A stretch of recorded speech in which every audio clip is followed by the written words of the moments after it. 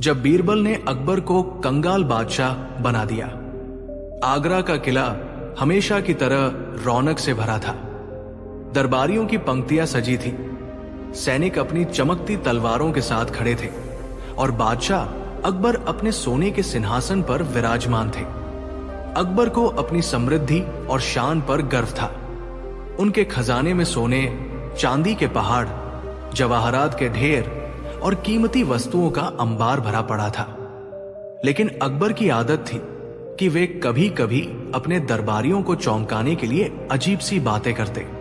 उस दिन भी उन्होंने अचानक दरबार की ओर देखा और मुस्कुराकर बोले, ऐ दरबारियों, मुझे लगता है कि दुनिया में मुझसे बड़ा कोई धनवान नहीं।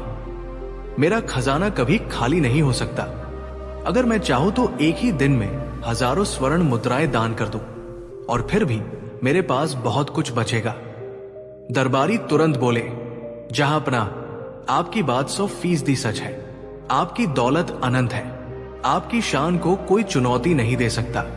सब खुशामद कर रहे थे, लेकिन बीरबल चुप बैठे मुस्कुरा रहे थे। अकबर ने उनकी ओर देखा और पूछा, क्यों बीरबल, तुम क्यों चुप हो? क्या तुम्हें शक है कि मैं सबसे बड़ा धनवान हूं? बीरबल ने हाथ जोड़कर कहा, जहांपना, शक नहीं, पर एक विचार है। विचार? अकबर चौंके। हाँ जहांपना, बीरबल ने शांत स्वर में कहा, अगर आपकी इजाजत हो तो मैं आपको साबित करके दिखा सकता हूं कि खजाना चाहे कितना भी बड़ा क्यों न हो, एक दिन उसे कंगाल बनाया जा सकता है। दरबार में सन्नाटा छा गया। अकबर हंस पड़े। हाँ हाँ हाँ, मुझे कंगाल? बीरबल, ये तो नामुमकिन है, पर तुम्हारी हिम्मत की दाद देता हूं। चलो, मैं तुम्हें अनुमति देता हूं। जिस दिन तुम मुझे कंगाल बना दो, उस दिन मैं तुम्हें अपनी आधी दौलत दे दूंगा।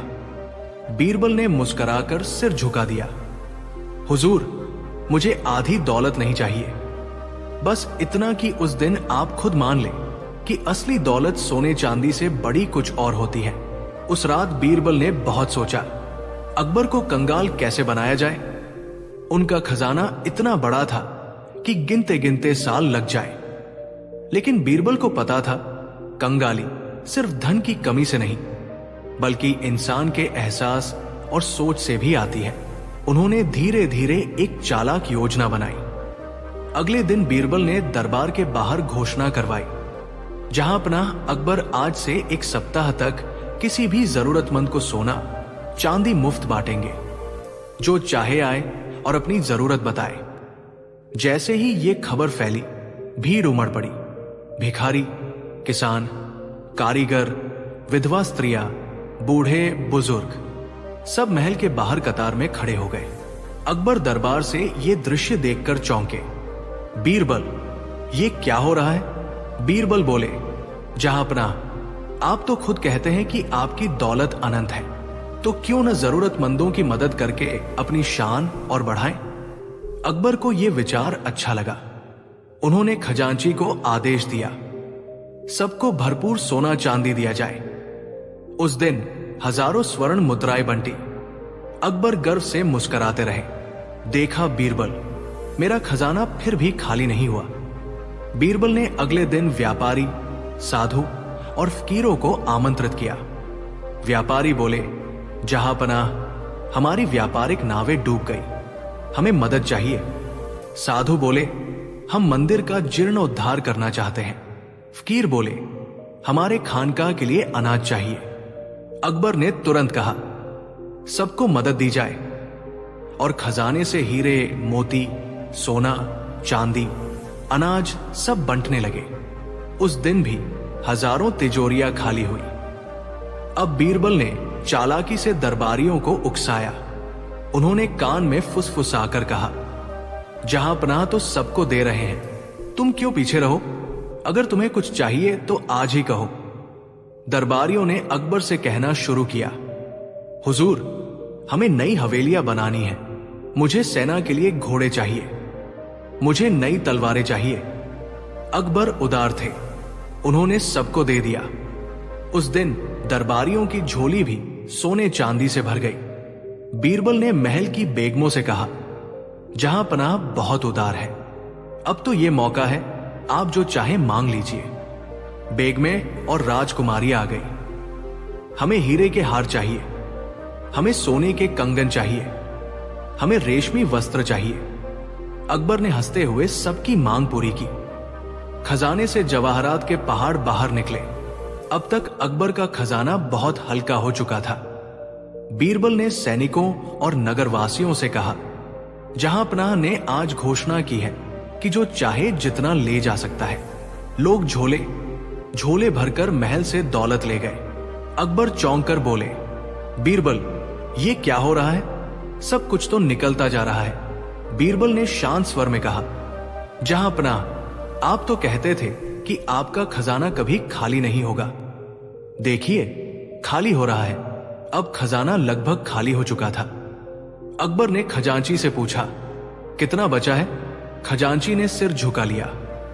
हुजूर, बस कुछ 100 स्वर्ण मुद्राएं और कुछ गहने बचे हैं। अकबर का चेहरा उतर गया। क्या? मेरा खजाना लगभग खाली? बीरबल पास खड़े थे। उन्होंने मुस्कुराकर कहा, जहांपनाह, खजाना चाहे कितना भी बड़ा क्यों न हो, अगर उसे लगातार बांटा जाए तो एक दिन खाली हो ही जाता है।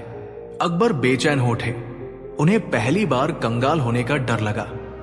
अगली सुबह अकबर दरबार में आए। उनका चेहरा उतरा हुआ था। उन्होंने कहा, बीरबल, अब क्या बचेगा? खजाना तो लगभग खत्म हो चुका है।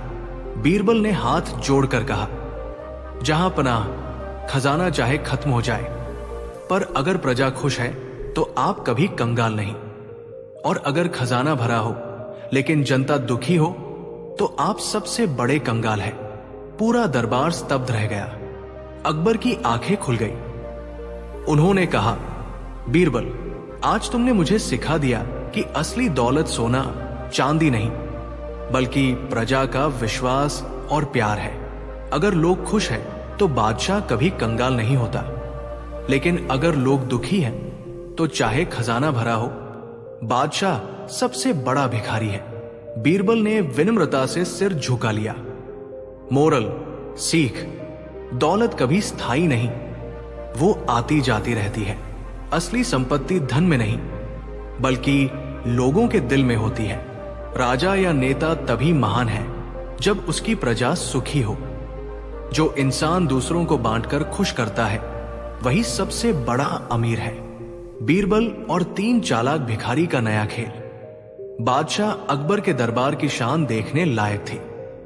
सुबह की धूप संगमरमर के फर्श पर पड़ती तो मानो सोने की चादर बिछ गई हो।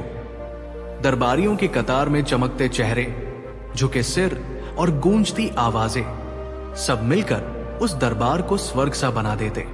पर उस दिन का दरबार थोड़ा अलग था। चौकसी बढ़ाई गई थी। सैनिक इधर उधर दौड़ रहे थे और अकबर का चेहरा कुछ चिंतित दिखाई दे रहा था। असल में पिछले कई दिनों से आगरा की गलियों में एक अजीबोगरीब खबर फैल रही थी। 3 चालाक भिखारी आए हैं जो लोगों से भीख तो मांगते ही हैं, पर साथ ही ऐसी चाल चलते हैं कि अच्छे अच्छे व्यापारी, जमींदार और साधु संत भी उनके आगे हार मान जाते हैं। लोग कहते थे वे भिखारी नहीं, जादूगर हैं। कोई कहता नहीं नहीं, वे ठग हैं जो इंसान की जेब खाली करके भी उसे हंसाते हैं। कुछ तो उन्हें साधु मानकर उनके पैर छूने लगे। अकबर ने जब यह सुना तो उनका शाही खून खौल उठा। बोले, हमारे साम्राज्य में कोई भी चालाकी करके प्रजा को ठगे, ये बर्दाश्त नहीं। इन तीनों को पकड़कर दरबार में लाओ। सैनिक भागे और दोपहर तक तीनों भिखारी दरबार में खड़े कर दिए गए। तीनों की शक्ल सूरत बिल्कुल अलग थी। पहला दुबला पतला, चतुर आंखों वाला, हाथ में टूटी हुई माला पकड़े। दूसरा मोटाद गड़ा, गले में गंदा कपड़ा लपेटे और हर वक्त खिलखिलाता। तीसरा लंबा सा, झुककर चलता और हर बात पर हुजूर, सच यही है दोहराता। अकबर ने कड़क आवाज में कहा, सुना है तुम लोग प्रजा को मूर्ख बना रहे हो। अब सच बताओ, खेल क्या है तुम्हारा? पहला भिखारी बोला, जहांपनाह, हम तो गरीब हैं, खेल तमाशा करके भीख मांगते हैं ताकि लोग खुश हो जाए। दूसरा भिखारी हंसते हुए बोला, अगर हम चालाकी न करें तो लोग हमें भीख क्यों देंगे? हमारी चतुराई ही हमारी कमाई है। तीसरा झुककर बोला, हुजूर, सब झूठ है, सच यही है जो हम कहते हैं। दरबार में ठहाका गूंज गया, लेकिन अकबर का गुस्सा और बढ़ गया। यह मजाक दरबार में नहीं चलेगा। अगर तुम सचमुच इतने चालाक हो तो चलो बीरबल के सामने खेल दिखाओ। अगर बीरबल तुम्हारी चाल समझ गया तो सजा मिलेगी, वरना इनाम। अब सबकी नजरें बीरबल पर थी। बीरबल मुस्कुराए और बोले, जहां पनाह, खेल चाहे जितना नया हो, दिमाग पुराना ही होता है। देखना, इन तीनों के खेल में भी कोई ना कोई फंदा होगा। मुझे थोड़ी फुर्सत दीजिए, मैं इन्हें परखता हूं। पहले भिखारी ने अपनी जेब से एक सिक्का निकाला और कहा, देखो, ये सिक्का अब मेरी मुट्ठी में है, पर जब मैं फूंक मारूंगा तो ये गायब हो जाएगा। उसने फूंक मारी और सचमुच जब मुट्ठी खोली तो सिक्का नहीं था। दरबारियों की आंखें फटी की फटी रह गई। वाह, सचमुच जादू है। बीरबल शांत रहे, धीरे से बोले, जरा उसकी दूसरी मुट्ठी खोलो। सैनिकों ने दूसरी मुट्ठी पकड़ी, उसमें वही सिक्का चमक रहा था। बीरबल हंसकर बोले, अरे ये तो बचपन का खेल है। लोग दाएं हाथ की मुट्ठी पर ध्यान दें और बाएं में चीज छिपा लो। इसमें चालाकी कहाँ है? पहला भिखारी शर्म से चुप हो गया। अब दूसरा मोटा भिखारी आगे आया। उसने बोला, हुजूर, मैं भूखा भिखारी हूं, लेकिन मेरी भूख का जादू देखिए।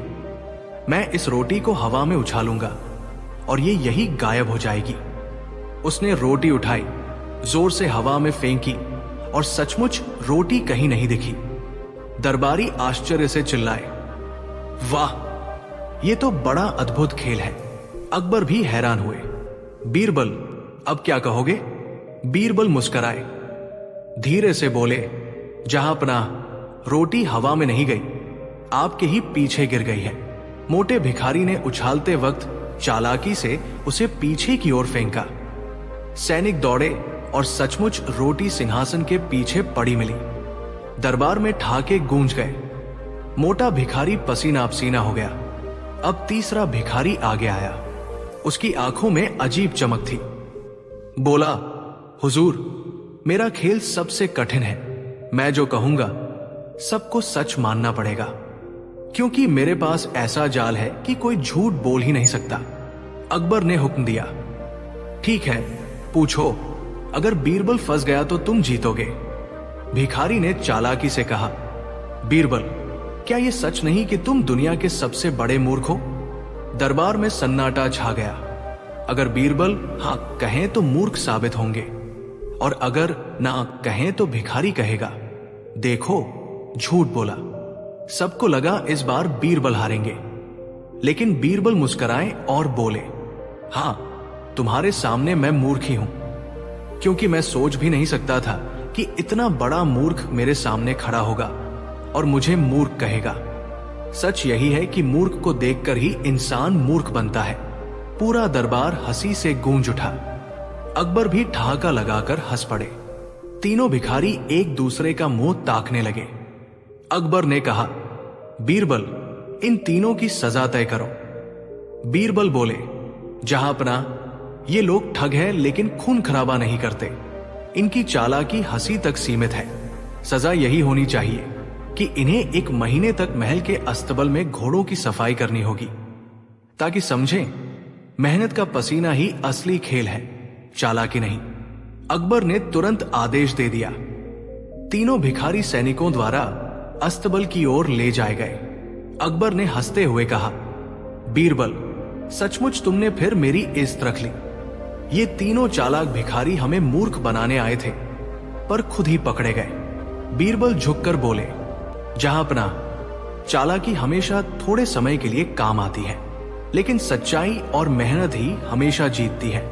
यही इन 3 भिखारियों की कहानी की असली सीख है। अकबर ने दरबारियों की ओर देखा और बोले, आज से याद रखो, जो भी बिना मेहनत दूसरों को मूर्ख बनाकर कमाई करेगा, उसका अंजाम भी यही होगा। दरबार जहां पनाह की जय हो के नारों से गूंज उठा। मोरल, सीख, चालाकी और धोखे से कमाई हुई रोटी कभी पेट नहीं भरती। सच्चाई और मेहनत ही इंसान को असली सम्मान दिलाती है। बुद्धि का इस्तेमाल अगर अच्छे काम में हो तभी उसकी असली कीमत है। जब बीरबल ने बादशाह को खुद का मुकदमा सुनाया, दरबार की भव्यता उस रोज और भी चमक रही थी। संगमरमर के खंभों पर सुनहरी किरणें पड़ रही थी और अकबर बादशाह अपने सिंहासन पर बैठे दरबारियों की बातें सुन रहे थे। लेकिन उस दिन अकबर का मूड कुछ अलग ही था। उनके चेहरे पर हल्की सी शरारती मुस्कान थी और बीरबल उनकी इस मुस्कान को भांप चुके थे। बीरबल, अकबर ने ऊंची आवाज में पुकारा। जी जहांपनाह बीरबल फोल्डेड हैंड्स के साथ आगे आए। आज मैं चाहता हूं कि तुम्हें खुद ही अपना मुकदमा सुनना पड़े। दरबार में हलचल मच गई। मंत्री, सेनापति और दरबारी एक दूसरे को देखने लगे। किसी को समझ नहीं आया कि बादशाह का मतलब क्या है। हुजूर, बीरबल ने हल्की मुस्कान के साथ कहा, अगर आप मुझे अभियुक्त बना रहे हैं तो अपराध भी तो बताइए। अकबर ने आंखें सिकोड़ते हुए कहा, अपराध यह है कि तुम इतने होशियार हो गए हो कि अब किसी की नहीं सुनते। दरबार में सबकी राय को काट देते हो, हर समय अपनी बुद्धि दिखाते हो। तो क्यों ना आज तुम पर ही मुकदमा चलाया जाए। तुम खुद ही अपना बचाव करो और खुद ही अपना फैसला सुनाओ। लेकिन सावधान, अगर तुम्हारा निर्णय मुझे पसंद नहीं आया तो सजा मिलेगी। दरबारियों के चेहरे खिल उठे। उन्हें मजा आने वाला था। बीरबल पर मुकदमा चलेगा और वो भी खुद ही अपना मुकदमा सुनाएगा। ऐसा तमाशा तो कभी नहीं हुआ था। मुकदमे की शुरुआत। अकबर ने सेनापति को आदेश दिया, बीरबल को कैदी की तरह कटघरे में लाओ। दरबारी हंसी दबाते हुए बीरबल को कटघरे तक ले गए। बीरबल पूरी गंभीरता से खड़े हो गए, लेकिन उनकी आंखों में वही शरारती चमक थी। अकबर ने कहा, तो अभियुक्त बीरबल, तुम्हारा अपराध यह है कि तुम अपनी अक्ल से दरबार में दूसरों को नीचा दिखाते हो। तुम्हारी बुद्धि से लोग डरते हैं। बताओ, तुम्हारा बचाव क्या है? बीरबल ने विनम्रता से झुककर कहा, जहांपनाह, मेरा अपराध बहुत बड़ा है। सच है कि मेरी बुद्धि कभी कभी दूसरों को हरा देती है, लेकिन मेरी नीयत हमेशा दरबार और आपके हित में रही है। अगर यह अपराध है तो मैं दोषी हूं। दरबारियों ने सोचा कि बीरबल मान गए, अब तो सजा मिलेगी। लेकिन बीरबल ने आगे कहा, मगर हुजूर, न्याय का तकाजा है कि अभियुक्त को अपना पक्ष रखने का पूरा मौका मिले। इसलिए मैं इस अदालत में खुद अपना वकील भी हूं और खुद ही जज भी बनूंगा। अकबर मुस्कुराए, तो फिर अदालत की कार्रवाई शुरू करो। बीरबल ने गंभीर स्वर में कहा, माननीय न्यायाधीश, यानी मैं खुद। मेरा बचाव यह है कि अगर मेरी बुद्धि ने कभी किसी दरबारी को हराया है तो वो दरबार के लिए ही लाभकारी साबित हुआ है। अगर मैं चुप रहता तो दरबार गलत फैसले लेता। अगर मेरी तेजी से किसी को चोट पहुंची है तो वो दरबार की भलाई के लिए थी। इसलिए मुझे अपराधी कहना उचित नहीं है। कुछ दरबारियों ने आपत्ति जताई। ये कैसे हो सकता है कि अपराधी खुद को निर्दोष घोषित कर दे? बीरबल ने तुरंत कहा, माननीय न्यायाधीश, ये दरबारियों की आपत्ति है, मैं इसका जवाब दूंगा। अपराधी वही होता है जिसकी नीयत गलत हो। अगर मेरी नीयत गलत हो तो मुझे सजा दी जाए, लेकिन अगर मेरी नीयत साफ हो तो मेरी बुद्धि दरबार की ताकत है, न कि अपराध। अकबर ध्यान से सुन रहे थे। फैसला सुनाने का समय। अब बीरबल ने हाथ जोड़कर कहा, माननीय न्यायाधीश, अदालत ने दोनों पक्षों की दलीलें सुनी। अभियुक्त ने अपराध स्वीकार भी किया और अपनी नीयत की सफाई भी दी। चूंकि नीयत साफ है और अपराध केवल दूसरों को नीचा दिखाने की भूल है, इसलिए अदालत अभियुक्त को निर्दोष मानती है। लेकिन सबकी सांसें थम गई। लेकिन ताकि अभियुक्त की अक्ल पर लगाम रहे, अदालत उसे सजा भी देती है। अकबर चौंक पड़े। क्या तुम खुद को सजा दोगे? बीरबल मुस्कुराए। जी हुजूर, मेरी सजा यह होगी कि मैं हर बार अपनी बुद्धि का उपयोग करने से पहले आपके चेहरे की ओर देखूंगा। अगर आपके चेहरे पर मुस्कान है तो समझूंगा कि मेरी बात कहने योग्य है। अगर चेहरे पर नाराजगी है तो चुप रहूंगा। इस तरह मैं अपराधी भी रहूंगा और सुधरा हुआ भी। पूरा दरबार ठहाकों से गूंज उठा। अकबर हंसते हंसते ताली बजा उठे। वाह बीरबल, तुमने तो सचमुच अपना मुकदमा सुनाकर हमें कंगाल कर दिया है। हमारी हंसी से, हमारी शंका से और हमारी नाराजगी से तुम्हारे खिलाफ कोई मुकदमा टिक ही नहीं सकता। कहानी की सीख, मोरल, बीरबल ने सबको समझाया। अगर किसी की बुद्धि दूसरों को नीचा दिखाने में लगाई जाए तो वो अपराध है, लेकिन वही बुद्धि अगर भलाई के लिए लगाई जाए तो वो वरदान है। बुद्धि का उपयोग नियत पर निर्भर करता है। नियत साफ हो तो कोई भी बुद्धि अपराध नहीं बन सकती।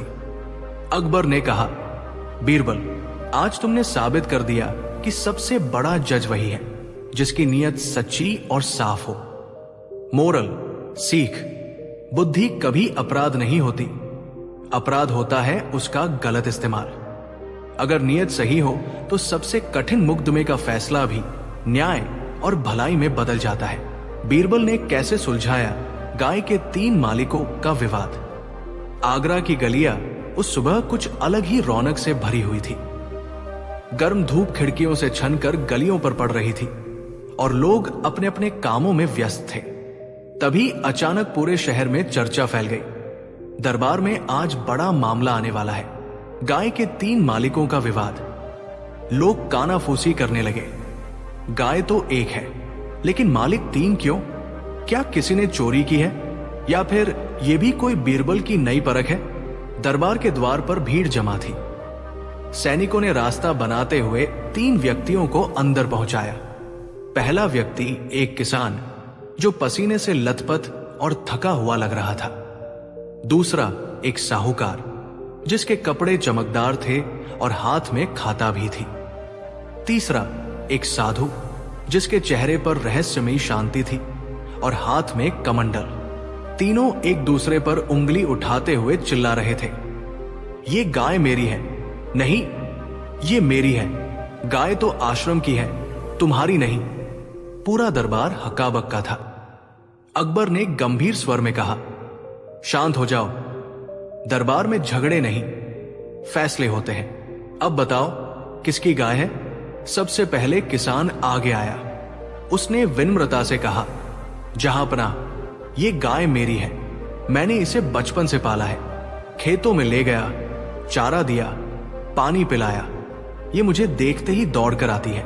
ये मेरी मेहनत की साथी है। साहूकार तुरंत बोला, झूठ, ये गाय मेरी है। किसान मुझसे कर्ज लिया था और कर्ज न चुका पाने पर गाय मुझे गिरवी रख दी। अब कानून के मुताबिक ये गाय मेरी संपत्ति है। साधु ने गंभीर स्वर में कहा, ये दोनों गलत है। असल में ये गाय एक भक्त ने आश्रम को दान में दी थी। धर्मशास्त्र कहता है कि दान की वस्तु दोबारा लौटा नहीं सकती। अतः ये गाय आश्रम की है। दरबारियों में खुसर फुसर शुरू हो गई। मामला उलझा हुआ था। अकबर ने कहा, गाय एक है और दावेदार 3। फैसला कौन करेगा? सभी निगाहें एक साथ बीरबल की ओर घूमी। बीरबल दरबार में बैठे मुस्कुराते रहे। फिर बोले, जहांपनाह, सत्य वही है जो परख में खरा उतर जाए। इस विवाद को सुलझाने के लिए मुझे 1 दिन का समय दीजिए। अकबर ने सहमति दी। बीरबल ने तीनों दावेदारों से कहा, कल सुबह फिर दरबार में आना। गाय को भी साथ लाना।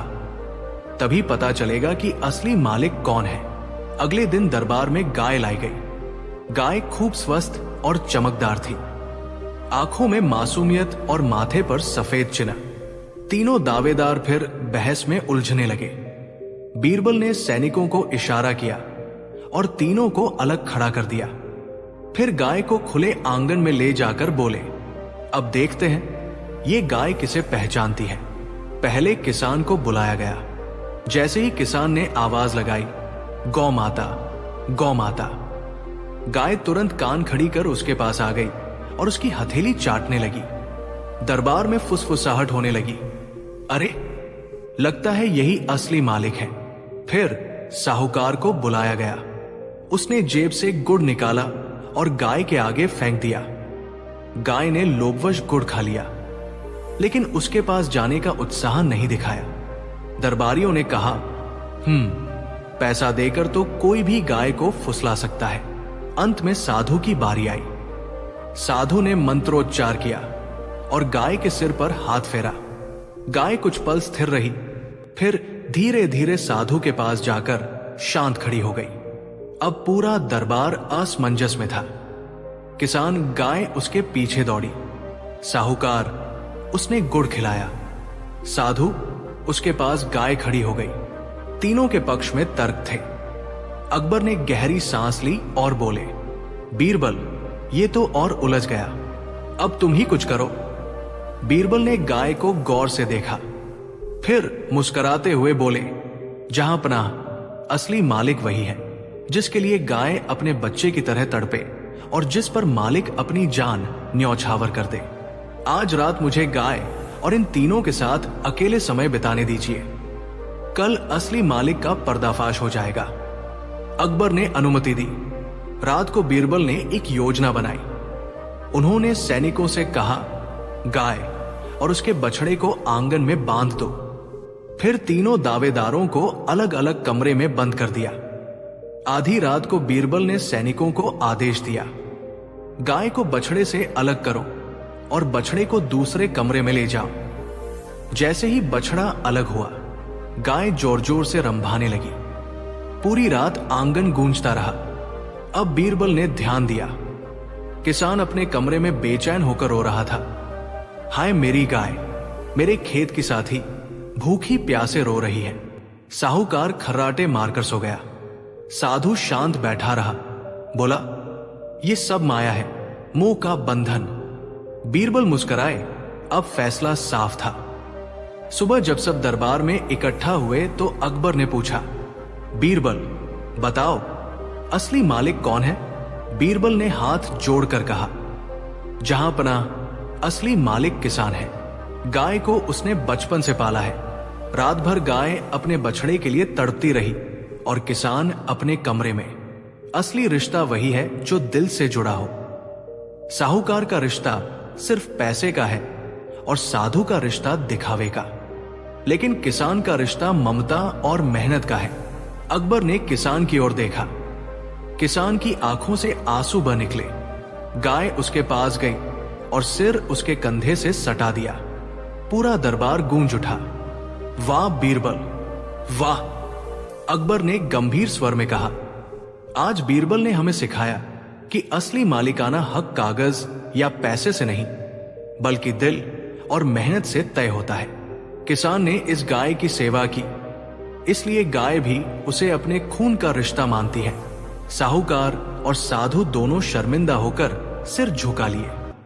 अकबर ने उन्हें चेतावनी दी, धर्म और धन के नाम पर धोखा देने वालों को राज्य में जगह नहीं मिलेगी। मोरल सीख, असली मालिक वही है जो सेवा और मेहनत से पालन करता है। धन और धर्म के नाम पर दूसरों की चीज हड़पना पाप है। रिश्ते दिल से बनते हैं, कागज या चालाकी से नहीं। बीरबल ने कैसे जूतों से दरबार का विवाद सुलझाया। फतेहपुर सीकरी का शाही दरबार। सुबह का समय, सूरज की किरणें संगमरमर के स्तंभों पर पड़ रही थी। दरबारियों के चेहरे आज कुछ तनाव में थे। वजह थी एक अजीब मुकदमा जो आज पहली बार दरबार में रखा जाना था। दरबार के बाहर से दो अमीर व्यापारी आए। दोनों आपस में झगड़ रहे थे। एक चिल्ला रहा था, ये जूते मेरे हैं, मैंने बनवाए हैं। दूसरा ताव में बोला, नहीं, ये मेरे हैं, मैंने खरीदे हैं। दोनों इतने अमीर थे कि दरबारियों तक उलझन में पड़ गए, क्योंकि जूतों पर कोई नाम नहीं था, कोई निशान नहीं था, और दोनों का दावा था कि ये जूते उसी के हैं। अकबर ने दोनों को देखा और कहा, वाह रे, लोग सोने चांदी पर लड़ते हैं और तुम जूतों पर लड़ रहे हो। दरबारियों में ठहाका गूंजा, लेकिन अकबर जानते थे कि मामला मजाक का नहीं, असल में दोनों की इज्जत का था। अगर गलत फैसला हो गया तो दरबार की साख गिर सकती थी। अकबर ने आदेश दिया, बीरबल को बुलाया जाए, सिर्फ वही इस मामले को सुलझा सकते हैं। बीरबल हमेशा की तरह मुस्कुराते हुए आए। उन्होंने अकबर को सलाम किया और बोले, जहां पना विवाद छोटा हो या बड़ा, हल तो मिल ही जाता है। अकबर ने कहा, तो बताओ बीरबल, ये जूते किसके हैं? बीरबल ने कहा, सबसे आसान तरीका है, दोनों बारी बारी से जूते पहनकर देखें, जिससे फिट होंगे उसी के होंगे। पहला व्यापारी जूते पहनने लगा।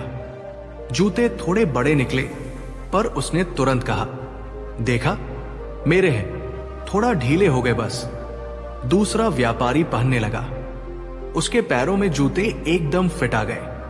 वो गर्व से बोला, देखा, मेरे हैं। दरबार फिर उलझ गया, क्योंकि अब दोनों का दावा और भी मजबूत लग रहा था। बीरबल मुस्कुराए और बोले, जूते सिर्फ पैर की लंबाई से नहीं, चाल से भी पहचान जाते हैं। दोनों दरबार के बीच चलकर दिखाओ।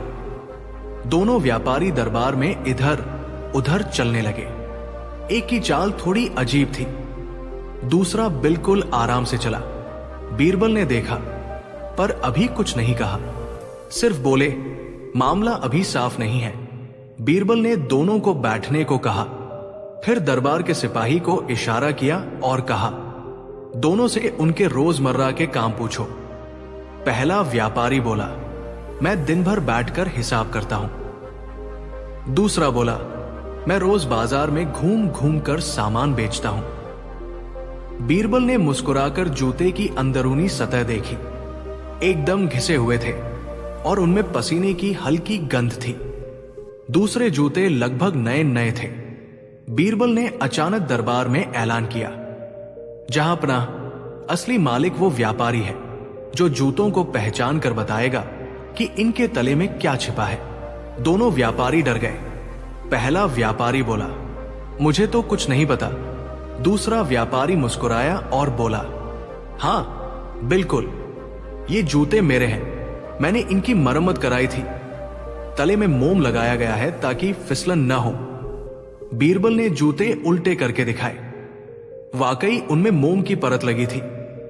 अकबर खुशी से झूम उठे, वाह बीरबल, तुमने तो फिर से नामुमकिन को मुमकिन कर दिखाया।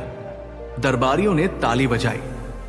पहला व्यापारी शर्मिंदा होकर चुपचाप खड़ा रहा। दूसरे व्यापारी को जूते वापस दिए गए।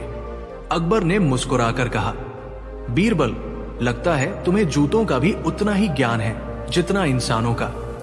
बीरबल हंसते हुए बोले, जहां पना इंसान और जूतों में फर्क यही है, इंसान पहचान छिपा सकता है, लेकिन जूते कभी झूठ नहीं बोलते। पूरा दरबार ठहाकों से गूंज उठा।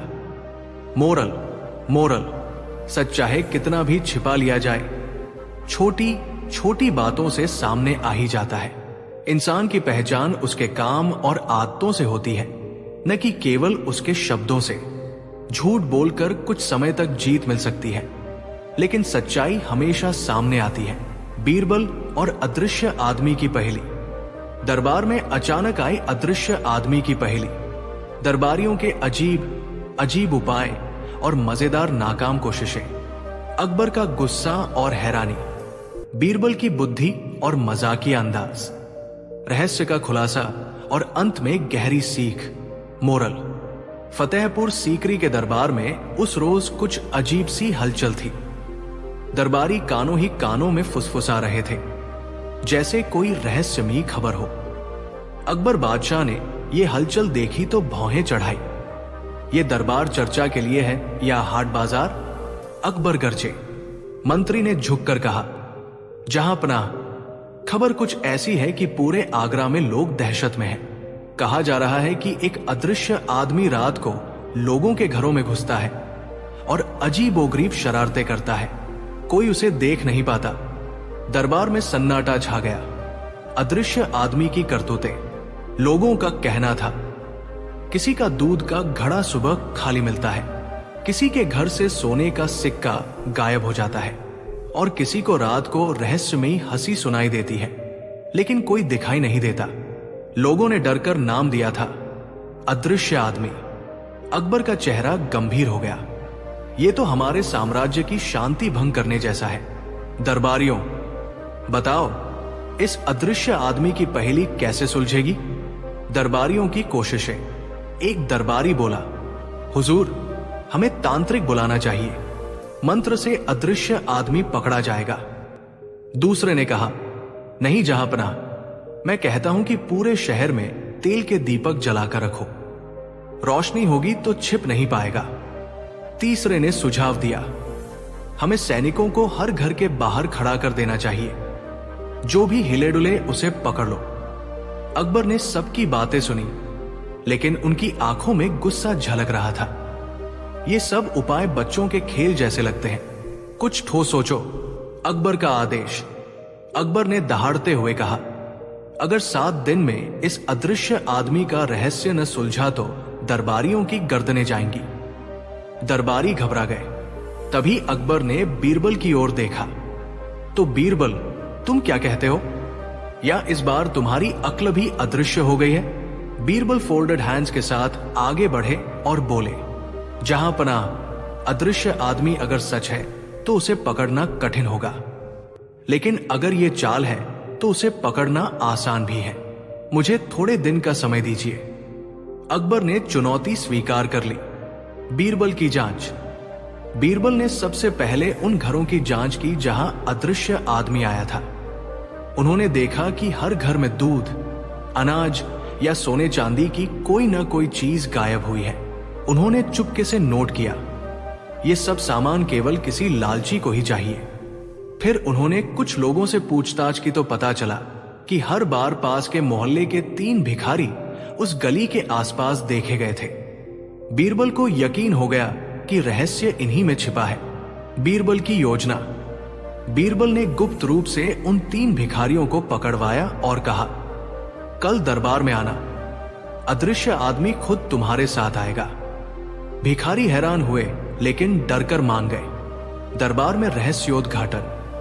अगले दिन पूरा दरबार खचाखच भरा था। लोग उत्सुक थे कि अदृश्य आदमी का क्या होगा। बीरबल तीनों भिखारियों को दरबार में लाए और बोले, जहांपनाह, ये रहे अदृश्य आदमी। पूरा दरबार हक्का बक्का रह गया। अकबर ने गुस्से से कहा, बीरबल, ये तो 3 भिखारी हैं, इनमें अदृश्य आदमी कहां है? बीरबल मुस्कुराए, हुजूर, अदृश्य आदमी और कोई नहीं, बल्कि इनकी चालाकी और लोगों का डर है। ये तीनों रात को मिलकर शरारत करते थे। एक दूध चुरा लेता, दूसरा सिक्के गायब करता, तीसरा अंधेरे में हंसी हंसकर डराता, और लोग समझते कि कोई अदृश्य आत्मा है। असल में अदृश्य था इनका लालच और लोगों का अंधविश्वास। सबूत। बीरबल ने सैनिकों को इशारा किया। सैनिकों ने तीनों भिखारियों की झोपड़ी से दूध के घड़े, सोने के सिक्के और चुराई गई चीजें निकालकर दरबार में रख दी। दरबार गूंज उठा, वाह बीरबल। अकबर हंस पड़े। तो असली अदृश्य आदमी इंसान का लालच और डर है। बीरबल, तुम्हारी बुद्धि को सलाम। अंत और सीख। भिखारियों को दंड मिला और जनता को सच्चाई समझ में आ गई। बीरबल ने दरबार में कहा, जहांपनाह, असली भूत डर और अंधविश्वास होते हैं। जब हम आंखें मूंदकर डरते हैं तो साधारण चोर भी हमें अदृश्य लगते हैं। इसलिए बुद्धि और विवेक ही सबसे बड़ा दीपक है जो हर अंधकार को मिटा देता है। कहानी की सीख। मोरल, डर और अंधविश्वास से बड़ा कोई अदृश्य भूत नहीं। जब हम विवेक से सोचते हैं तो हर रहस्य का पर्दाफाश हो जाता है। दरबार में उस दिन अजीब हलचल थी। सुबह सुबह एक अंदाजी खत मिला, बिना नाम के, जिस पर लिखा था, 3 दिन में जो भी सच बोलेगा वही सच्चा कहलाएगा। अकबर चौंक गया। उसने कहा, कौन इतनी हिम्मत कर गया जिसने हमारे दरबार में सच का इश्तिहार कर दिया? दरबारियों ने एक दूसरे की ओर देखा। सब बोले, शायद कोई शरारती चिट्ठी, पर अकबर को इसमें दिलचस्पी लगी। देखो बीरबल, इस बार सच की परीक्षा लेनी है। बीरबल ने आंखें चमकाई और बोला, हुकूमत, अगर सच बोलने का इनाम मिलना है तो पहले इनाम तय कर दीजिए।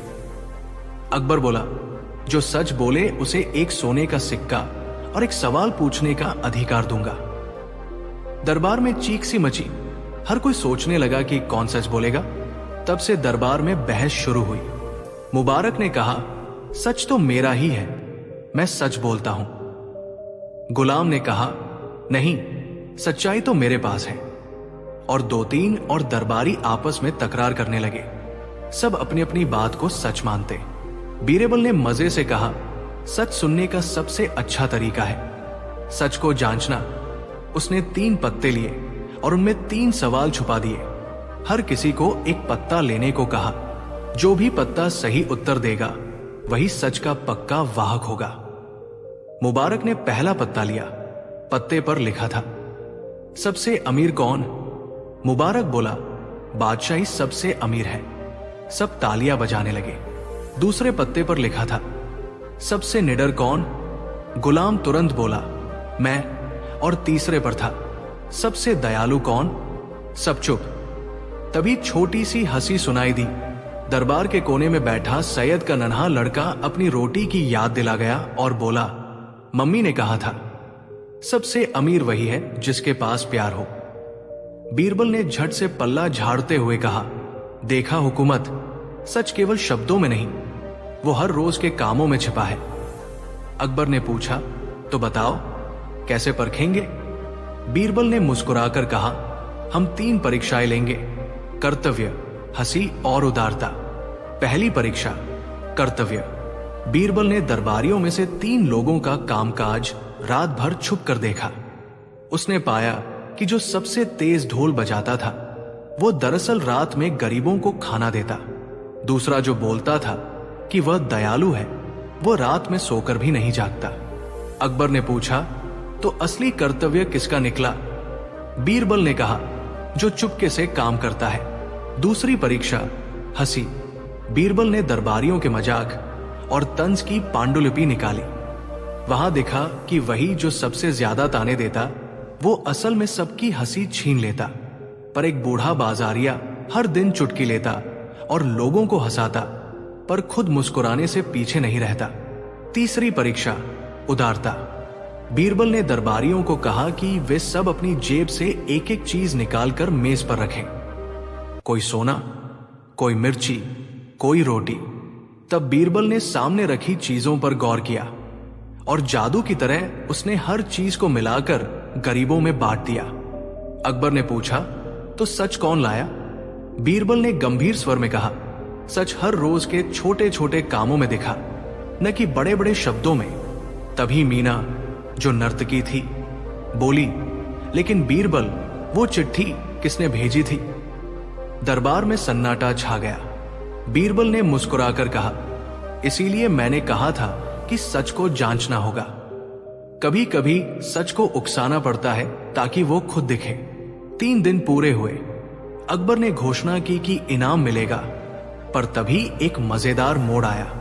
छोटा सैयद दौड़ा आया और बोला, मम्मी ने रात को एक अजनबी को रोटी दी थी और उसने कहा था कि वो सच दिखाएगा। अकबर और बीरबल एक दूसरे को देखने लगे। तब बहस फिर तेज हुई। किसे इनाम मिलना चाहिए? मुबारक चिल्लाया, मुझे। गुलाम बोला, नहीं, मुझे। और दरबारियों की नोकझोंक बढ़ गई। इतने में बीरबल ने अचानक बाजार से एक बड़ा सीधा कड़ाही लाकर रख दिया। सबने हैरानी से देखा। बीरबल ने कहा, चलो एक आखिरी परीक्षा। हर कोई अपनी हंसी, अपनी बोली और अपनी मदद की निशानी एक कटोरी में डाले। दरबारियों ने कटोरियां दी। कुछ में खांसी की आवाज डाली, कुछ ने शोर मचा दिया। पर सैयद की छोटी सी कटोरी में केवल एक टुकड़ा रोटी और एक फूल था।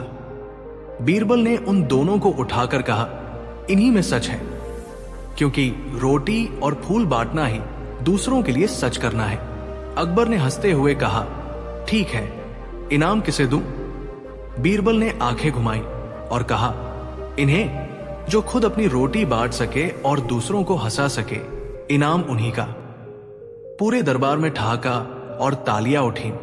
मुबारक और गुलाम नाराज हुए, पर मीना और सैयद की मां की आंखें चमक उठी। फिर ट्विस्ट, जब इनाम देने के लिए सिक्का निकाला गया तो उसमें लिखा मिला, सच का असली इनाम वो मुस्कान है जो आपने किसी के चेहरे पर फैलाई। और साथ में एक चिट्ठी थी, वही अनाम खत जिस पर लिखा था, मैं वही हूं जिसे आप रोज जरूर देखते हैं। दुकानदार की छोटी बेटी जो रोज अपने घर की रोटी बांधती है। अकबर ने बीरबल की तरफ देखा और मुस्कुरा कर कहा, बीरबल, तुम्हारी चाल मजेदार रही, पर असली ट्रिक यह थी कि तुमने दरबारियों की असली सच्चाई बाहर ला दी। बीरबल ने कहा, हुकूमत, दरबार में जितनी शोर होती है उतना ही सच छिपा होता है, बस देखना चाहिए। और उस दिन से दरबार में हर हफ्ते एक सच्चाई दिन मनाया जाने लगा, जहां राजा और मंत्री सब छोटे छोटे काम करते और लोगों को बांटते ताकि सच रोजाना दिखे, न कि सिर्फ बीरबल, अकबर और कुत्ते की पूंछ। दरबार में तभी हलचल हुई जब सुबह सुबह एक चिपचिपा पत्र आया। बाजार के पुराने चौक में एक अनूठा कुत्ता दिखा है। उसकी पूंछ अजीब तरह से लहराती है और जो भी उसे छुए सच बोलने लगता है। खबर फैलते ही लोगों की भीड़ जुटने लगी। झूठ पकड़ने वाली पूंछ। अकबर को यह सुनकर तेजी से दिलचस्पी हुई। उन्होंने बीरबल को बुलाया और हुक्म सुनाया, कल ये कुत्ता दरबार में लाओ। बीरबल ने मसल कर आंखें चमकाई। हुजूर, अगर ये सचमुच सच बोलने वाली पूंछ है तो इससे बड़े बड़े राज खुल सकते हैं, पर एक शर्त है, हमें सबकी आंखों के सामने परीक्षा करनी चाहिए। अगले दिन कुत्ता सचमुच दरबार में आया। वो छोटा, भूरा और नटखट दिखता था, लेकिन उसकी पूंछ में कुछ अजब खनखनाहट थी, जैसे उसमें कोई रसीला बाजार की घंटी बजती हो। जब कुत्ते की पूंछ को हल्का सा छुआ गया तो जो भी व्यक्ति पास था वो अनायास सच बोलने लगा, चाहे वो राज हो या बस दिल की बात। पहला किस्सा हुआ। वित्त मंत्री ने कहा, हुजूर, खजाने का हिस्सा चोरी नहीं हुआ, पर मैं कुछ महीने से बाजार के तस्करों को हिरासत नहीं दे रहा। सब चौंक गए। अकबर ने भौहें चढ़ाई। बीरबल ने शरारती मुस्कान से कहा, देखा, पूंछ काम कर रही है। पर तभी भीड़ में से एक बूढ़ी औरत सामने आई। उसने हाथ जोड़कर कहा, बादशाह, मेरे बेटे ने मेरा खेत छीन लिया और मुझसे झूठ बोला। कुत्ते की पूंछ ने हल्की सी लहर दी और बूढ़ी औरत की आंखें छलक आई। सच सामने आ गया। अकबर की आंखों में दया निकली। दरबार में सब तरह तरह की बातें खुलने लगी। प्रेमी का इनकार, व्यापारी का कपट, नौकरों की चालाकियां। बीरबल ने समझ लिया कि यह पूंछ लोगों के अंदर दबे सच को बाहर निकाल दे रही थी, पर एक शर्त के साथ, जो सच निकले वो केवल वही होगा जो दिल में गहरे छिपा हो। अब ट्विस्ट आया। कुछ ही समय में पक्का झगड़ा शुरू हो गया। एक अमीर व्यापारी ने दावा किया कि वो उसी कुत्ते का मालिक है और उसने कुत्ते को चोरी कर लिया था। दूसरी ओर एक साधु बोला, यह कुत्ता देवतुल्य है, इसे मुक्त करो। गांव में दो दो पंक्तियां बन गई, एक खजाना, एक न्याय। अकबर ने कहा, मैं न्याय चाहता हूं, बीरबल तुम फैसला करो। बीरबल ने प्रस्ताव रखा, होगा ये कि हम पूंछ की परीक्षा 3 बार और कराएंगे। हर बार जो सच निकलेगा वो हमें मालिक का पता देगा। सब मान गए। पहला परीक्षण, कुत्ते की पूंछ को उस व्यापारी के साले ने छुआ। पूरा सत्य खुल गया। व्यापारी ने झूठे कागज बनवाकर गांव के कई किसानों की जमीन हड़पी थी। लोग गर्म हो गए। दूसरा परीक्षण, साधु के हाथ से पूंछ को छुआ गया। उसने कहा कि उसने कुत्ते को बचाया था क्योंकि वो घायल था, लेकिन कुत्ते को बेचकर उसने मुहर्रम का दान कर दिया था। तीसरा परीक्षण में हुआ वो बड़ा अजीब। अकबर ने खुद पूंछ छुई और बोला, मैंने कभी बीरबल की बुद्धि पर शक नहीं किया। सब हंस पड़े। अकबर के मुंह से निकला सरल सच दरबार को हल्का कर गया। पर असली मिस्ट्री तब खुली जब कुत्ते की पूंछ अचानक सख्ती से झुक गई और चुप हो गई। जो भी छूता अब झूठ बोलने लगा। गांव में अफरातफरी मच गई। ये कैसे? बीरबल ने नोटिस किया कि पूंछ की खनखनाहट में एक छोटा सा धागा उलझा है, जैसे किसी ने उसे जोड़कर कहीं छिपाया हो। बीरबल ने समझा कि कोई चाल चल रहा है। कोई ऐसे लोगों को बेवकूफ बना रहा है कि सच और झूठ का खेल उल्टा हो जाए। बीरबल ने जांच शुरू की। उन्होंने एक एक कर सबको बस पूछताछ की ना की, नाटकीय ढंग से। रात को उन्होंने कुछ अजीब निर्देश दिए। पूंछ को खुली हवा में छोड़ दिया जाए और सभी लोगों को कहा गया कि वे अपने अपने रहस्यों पर एक एक छोटी सी हंसी छोड़े। क्या? जनता हैरान हुई, पर सबने किया। और फिर हुआ वो चमत्कार। कुत्ते ने अचानक जोर की पूंछ हिलाई और एक तेज सी भभ की आवाज आई। ढेरों नकली दांतों से सज्जित एक छोटा सा झोला निकल आया। इसमें तख्ती पर लिखा था, सच छिपा नहीं रहता, बस बदल जाता है। झोला खोलते ही भीतर से एक चिट्ठी निकली। चिट्ठी किसी ने गांव में नकली सच फैलाने के लिए लिखी थी, ताकि लोगों को उखाड़ा जा सके और जमीन पर कब्जा किया जा सके। व्यापारी का नाम सामने था, पर आश्चर्य तब हुआ जब चिट्ठी पर स्याही की छाप दिखी। वही हाथ जिसकी इंक से गांव के प्रमुख के कागज बनते थे। बूम! लोगों की आंखें खुल गई। असली षड्यंत्र बड़े अधिकारी द्वारा रचा गया था, ताकि वो सारे किसान बेघर कर सके और खुद संपदा पर कब्जा जमा ले। अकबर ने कहा, अब हमें असली सच्चाई चाहिए। बीरबल ने फिर योजना बनाई। उन्होंने राज का पर्दाफाश करने के लिए चतुर चाल चली। उन्होंने उस झोले को खोलते समय दरबार के सभी दरबारियों को कहा कि वे एक एक झूठ बोले, पर झूठ ऐसा कि वो हास्य पैदा करे। पूरा दरबार झूठ बोला। मैंने चावल से सोना बनाया, मैंने कल तारे खरीदे और खूब ठहाके लगे। कुत्ते की पूंछ हर झूठ सुनकर जोर से हिलती। आखिर में उसने एक बार फिर से सच बोलना शुरू कर दिया, पर इस बार पूंछ ने ऐसे सच निकाले कि सबके चेहरे पर रंग ही बदल गए। पकड़ी गई उन कागजों की असली मुहर उस सबसे भरोसेमंद सचिव की थी, वही जो हर रोज अकबर के सामने बैठता था, वही जो गहरे स्वास्थ्य संकेतों वाले पेपर बनवाता था। उसे सब देख रहा था, पर किसी ने उम्मीद नहीं की थी कि वो षड्यंत्र में शामिल हो सकता है। उसे गिरफ्तार कर लिया गया। व्यापारी की सारी मिलावट भी उजागर हुई। गांव के किसान अपनी जमीन वापस पाए और जनता ने उत्सव मनाया। और अब आखिरी प्यारा सा मोरल ट्विस्ट। कुत्ते की पूंछ का असली राज क्या था? बीरबल ने मुस्कुराकर कहा, यह पूंछ न तो जादुई है और न किसी देवी की देन। ये सिर्फ तब असर करती है जब हम सच्चे दिल से कुछ बताना चाहते हैं, या जब हम अपने झूठों का बोझ सह नहीं पाते। लोग पूंछ में सच ढूंढ रहे थे, पर सच तो खुद ही अंदर छिपा रहता है। बस एक छोटी सी वजह चाहिए उसे बाहर आने की। कभी किसी चीज की ताकत को आप इतना बड़ा मत समझिए कि आप अपनी निगाहें कमजोर कर दें। अकबर ने कहा, तुमने फिर से सबको हंसते हंसते समझा दिया। बीरबल, सच को छिपाने की कोशिश करने वालों के लिए यह पूंछ एक आईना बनकर रह गई।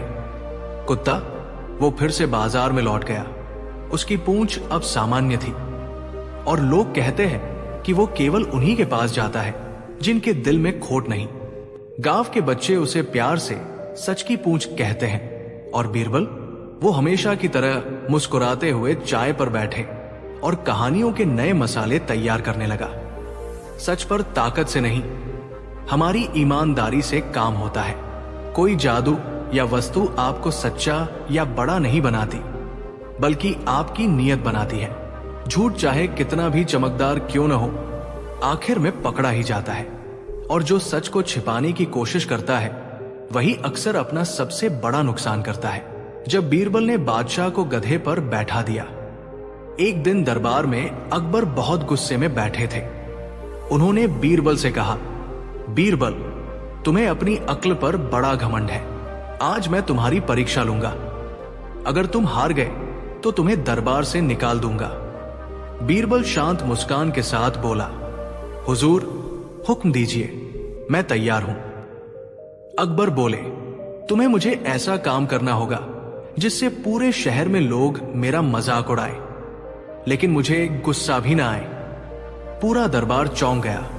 क्या ऐसा भी हो सकता है? बीरबल मुस्कुराया और बोला, ठीक है हुजूर, कल सुबह ही आपकी ये इच्छा पूरी हो जाएगी। सुबह सुबह पूरे आगरे शहर में अफवाह फैल गई कि बादशाह अकबर एक अनोखा जुलूस निकालने वाले हैं। लोग सड़कों पर इकट्ठा हो गए। बच्चे, बूढ़े, औरतें सब बेसब्री से इंतजार करने लगे। तभी ढोलन गाड़ों के बीच अकबर का जुलूस आया। सबकी आंखें फटी की फटी रह गई। अकबर खुद गधे पर सवार थे और गधा सोने की जंजीरों से सजाया गया था। लोग हंस हंस कर लोटपोट हो गए। देखो देखो, बादशाह गधे पर। गधे का क्या रुतबा है, अकबर तो उसके सेवक जैसे लग रहे हैं। पूरा शहर खिलखिलाने लगा। अकबर पहले तो चौंके कि लोग हंस क्यों रहे हैं। फिर उन्होंने देखा हर तरफ लोग मजाक कर रहे हैं, लेकिन सबकी हंसी में डर की जगह अपनापन था। कोई उनका अपमान नहीं कर रहा था, बल्कि उन्हें देखकर लोग और ज्यादा खुश हो रहे थे। बीरबल पास खड़ा हंसते हुए बोला, हुजूर, आपने हुक्म दिया था कि लोग आपका मजाक उड़ाएं और आपको गुस्सा भी ना आए। देख लीजिए, पूरा शहर हंस रहा है, लेकिन आपको भी गुस्सा नहीं आ रहा, बल्कि मन हल्का हो रहा है। अकबर ने गधे की पीठ थपथपाई और खिलखिलाकर हंस पड़े। बीरबल, आज तुमने सचमुच कमाल कर दिया। तुमने मुझे गधे पर बैठा कर भी मेरी इज्जत बचा ली। जुलूस खत्म होते ही दरबार में सब दरबारी बीरबल को बधाई देने लगे। तभी एक दरबारी ने मजाक उड़ाते हुए कहा, बीरबल, आज तो गधे ने बादशाह को ढोया, पर असली गधा कौन था? बीरबल ने तुरंत हाजिर जवाबी दिखाई। हुजूर, असली गधा तो वही था जो ये सवाल पूछ रहा है, क्योंकि उसने समझा ही नहीं कि गधे पर बैठने वाला अगर बादशाह है तो गधा भी शाही हो जाता है। पूरा दरबार ठहाकों से गूंज उठा। अकबर भी हंसते हंसते बोले, वाह बीरबल, तुम न हो तो मेरा दरबार कितना सूना पड़े। कहानी का मजा यही था कि अकबर खुद गधे पर बैठकर भी पूरे शहर में हंसी का मेला लगवा बैठे, और बीरबल ने सबको चुटकी में समझा दिया कि अक्ल गधे पर बैठी हो तो गधा भी राजा बन जाता है। अकबर बीरबल की कहानी, कुत्ते की टेढ़ी पूंछ। तहपुर सीकरी का शाही दरबार हमेशा की तरह चहल पहल से भरा हुआ था। संगीतज्ञ अपनी धुनों में, कवि अपने शेरों शायरी में और मंत्री अपनी योजनाओं में मग्न थे। लेकिन आज दरबार में हल्की हल्की फुसफुसाहट और हंसी की लहरें दौड़ रही थी। कारण था कुत्ते की टेढ़ी पूंछ। उस दिन एक अजीब मुकदमा लेकर गांव का एक आदमी दरबार में आया। उसके साथ एक दुबला पतला कुत्ता भी था, जिसकी पूंछ इतनी टेढ़ी थी कि देखकर लगता जैसे किसी ने गांठ मार दी हो। वो आदमी हाथ जोड़कर बोला, जहांपना, मेरा नाम है गंगाराम। ये कुत्ता मेरा है। इसकी पूंछ इतनी टेढ़ी है कि न जाने कितनी बार सीधी करने की कोशिश की, पर हर बार बेकार। गांव वाले मेरा मजाक उड़ाते हैं। कृपया दरबार से इंसाफ दीजिए। पूरे दरबार में ठहाके गूंज उठे। राजा अकबर भी हंस पड़े और बोले, गंगाराम, तुम्हारा कुत्ता तो बड़ा निराला है, लेकिन अच्छा है, आज दरबार में थोड़ा हंसी मजाक हो जाएगा। अकबर ने दरबार की ओर देखकर कहा, क्या कोई है जो इस कुत्ते की पूंछ को हमेशा के लिए सीधा कर सके? जो ये कर दिखाएगा उसे इनाम मिलेगा। मंत्री, वैद्य, पंडित सब एक एक करके आगे आए। किसी ने पूंछ को तेल में डुबोया, किसी ने बांस की छड़ी से बांध दिया, किसी ने मंत्र पढ़कर फूंक मारी, पर जैसे ही पूंछ छोड़ी जाती वो पहले से ज्यादा टेढ़ी होकर वापस मुड़ जाती। दरबार में सब हंसते हंसते लोटपोट हो गए। अकबर ने गंभीर होकर कहा, अब देखना है कि बीरबल क्या हल निकालते हैं। बीरबल मुस्कुराते हुए आगे आए। उन्होंने कुत्ते की पूंछ को देखा, फिर दरबारियों की तरफ देखकर बोले, जहांपना, इस पूंछ को सीधा करने के लिए किसी छड़ी या जादू की जरूरत नहीं, बल्कि थोड़ी अक्ल की जरूरत है। अकबर ने भौहें उठाई। तो बताओ बीरबल, क्या उपाय है? बीरबल ने कहा, जहांपना, पूंछ चाहे कितनी भी टेढ़ी हो, अगर उसे किसी अच्छे काम में लगा दिया जाए तो कोई उसकी टेढ़ाई नहीं देखेगा। लोगों की नजर उसकी उपयोगिता पर टिकेगी। अकबर ने हैरानी से पूछा, यह कैसी बात हुई? पूंछ टेढ़ी है, सीधी कैसे होगी? बीरबल मुस्कुराए और बोले, जहांपना, मैं इस कुत्ते की टेढ़ी पूंछ से गांव की रखवाली कराऊंगा। देखिए कैसे। बीरबल ने गंगाराम से कहा, कि कुत्ते को रात भर गांव के चौराहे पर बैठा दो और उसकी पूंछ पर एक घंटी बांध दो। जब कुत्ता पूंछ हिलाएगा तो घंटी बजेगी। उस रात गांव में चोर घुस आए। जैसे ही कुत्ते ने भौंकना शुरू किया, उसकी पूंछ भी हिली और घंटी बजने लगी। गांव वाले जाग उठे और चोर भाग खड़े हुए। सुबह जब सबने देखा कि एक टेढ़ी पूंछ ने पूरा गांव बचा लिया, तो सब दंग रह गए। अगले दिन अकबर के दरबार में गंगाराम और गांव वाले पहुंचे। उन्होंने कहा, जहांपनाह, बीरबल ने जो उपाय बताया उससे गांव चोरों से बच गया। अब हमें इस पूंछ की टेढ़ाई बुरी नहीं लगती, बल्कि यही हमारी रखवाली करती है। अकबर हंस पड़े और बोले, वाह बीरबल, तुमने साबित कर दिया कि टेढ़ी चीज को भी अक्ल से काम लेकर उपयोगी बनाया जा सकता है। पूरे दरबार में ताली की गड़गड़ाहट गूंज उठी। मोरल, टेढ़ी पूंछ को सीधा करना मुश्किल है, लेकिन उसकी खासियत को सही जगह इस्तेमाल किया जाए तो वही सबसे बड़ी ताकत बन जाती है।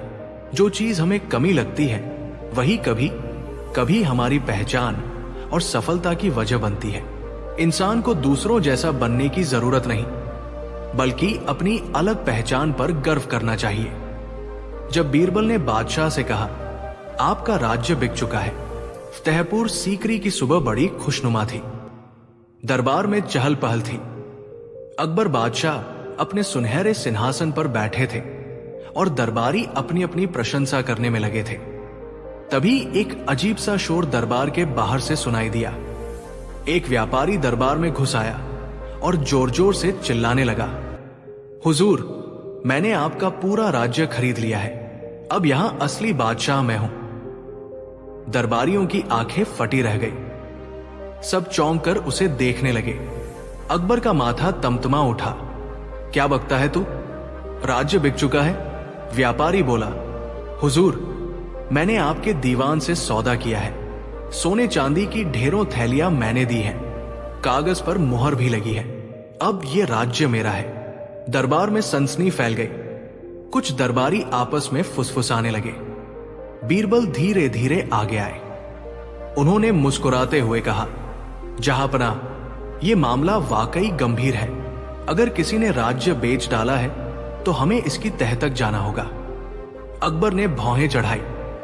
बीरबल, तुम समझते हो मेरा राज्य बिक सकता है? बीरबल बोले, हुजूर, इस व्यापारी के पास सबूत है। हमें इसकी सच्चाई जांचनी होगी, वरना लोग कहेंगे कि अकबर का राज्य तो पैसों से खरीदा जा सकता है। अकबर ने सिर हिलाया। ठीक है बीरबल, तुम इस पहेली को सुलझाओ। कागज का राज। व्यापारी ने आगे बढ़कर एक दस्तावेज दिखाया। उस पर कुछ मुहरें लगी थी और लिखा था, अकबर का संपूर्ण राज्य गावशहर समेत बेच दिया गया। दरबारी दंग रह गए।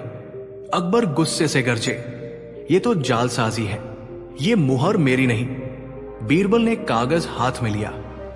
उन्होंने ध्यान से देखा और बोले, हुजूर, ये मुहर आपकी नहीं, बल्कि किसी चालाक दरबारी ने नकली बनवाई है। सारे दरबारियों की गर्दनें झुक गई। अब शक की सुई उन्हीं पर जा रही थी। चालाक दरबारी की पोल।